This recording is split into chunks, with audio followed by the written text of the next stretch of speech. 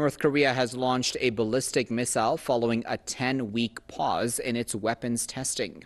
The Pentagon says its initial assessment shows that the projectile was an intercontinental ballistic missile that flew about 1,000 kilometers before landing in the Sea of Japan. It added that the missile did not pose a threat to the United States, its territories, or its allies. The South Korean military said it conducted a missile firing test in response to the move by the North. Japan condemned the missile launch by the North as unacceptable. Today at 3:18 a.m., a ballistic missile was launched from North Korea's western coast and has landed in our exclusive economic zone. We can never accept North Korea's continuous provocative behavior, and we are strongly protesting against it. United Nations Security Council will hold an urgent meeting on Wednesday to discuss the recent missile launch upon a request by the U.S., Japan, and South Korea.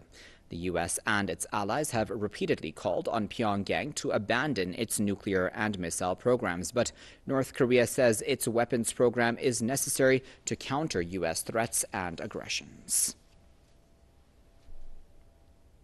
Press TV correspondent Frank Smith tells us more about the recent reactions from South Korean officials to the North's missile launch. President Moon Jae-in here has convened a meeting of his National Security Council to come up with some type of strategy and to share with the president analysis of this recent launch.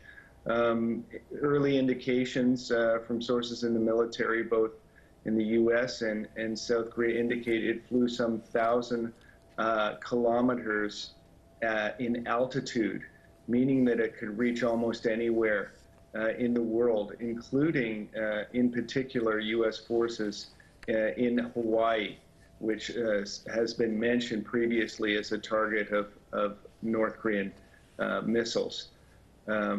What is interesting is the reaction here of South Korean forces conducting a drill just 6 minutes after the launch of the North Korean missile.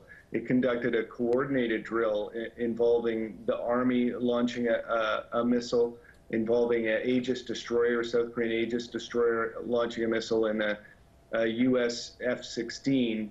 This is a message to the North Koreans that South Korean forces can target their mobile launchers and would do so